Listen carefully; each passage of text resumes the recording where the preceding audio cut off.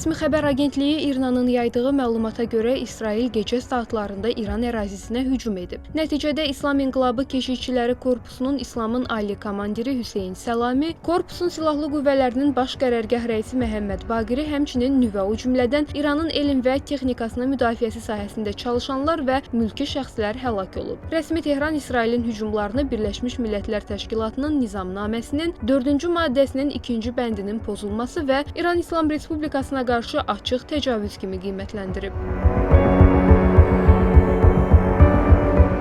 Rəsmi Tehran bəyan edib ki, bu hücuma cavab vermək Birləşmiş Millətlər Təşkilatının nizamnaməsinin 51-ci maddəsinə uyğun olaraq İranın qanuni və təbii haqqıdır. İran İslam Respublikasının silahlı qüvvələri İran xalqını var gücləri və müəyyən etdikləri şəkildə müdafiə etməkdən çəkinməyəcəklər. İran Xarici İşlər Nazirliyi həmçinin BMT baş katibini təcili tədbirlər görməyə çağırıb. Rəsmi xəbər agentliyinin yaydığı məlumatda İsrailin ölkəyə hücumunun Amerika Birləşmiş Ştatlarının koordinasiyası və icazəsi ilə baş tutduğu da iddia olunur.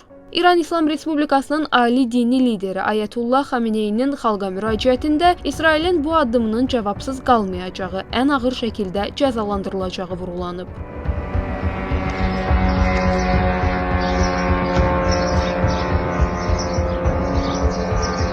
The Times of Israel xəbər agentliyinin yaydığı məlumatda isə İsrailin cümə günü səhər saatlarında İrana qarşı böyük hücuma keçməsi, nüvə obyektlərinə, hərbi obyektlərə, raket bazalarına və yüksək səviyyəli rəhbərliyə zərbələr endirməsi təsdiqlənib. İsrail Müdafiə Qüvvələri bəyan edib ki, İran nüvə imkanlarını getdikcə artırır və bu təhlükəli hal alır. Hərbi Kəşfiyyat İdarəsinin rəisi Shlomi Binderin sözlərinə görə İsrailin məqsədi bu təhlükəni aradan qaldırmaqdır. Binder deyib ki, İsrail İrana qarşı ekzistensial döyüşə girir. İsrail mediasında yayılan xəbərlərdə bugün səhər saatlarında İran tərəfindən 100-dən çox dronun buraxıldığı və onların İsrail hərbi hava qüvvələri tərəfindən ölkə sərhədlərindən kənarda vurulduğu qeyd olunub. Baş nazir Benyamin Netanyahu və hərbçilər bildiriblər ki, Yüksələn Aslan adlı əməliyyat İranın nüvə proqramına yönəlib. Onlar hesab edirlər ki, İran hazırda 15 nüvə bombası yaratmaq üçün kifayət qədər zənginləşdirilmiş urana malikdir. Həmçinin onun ballistik raket fabrikləri və hərbi imkanları var. Tərəflər arasında gərginlik davam edir.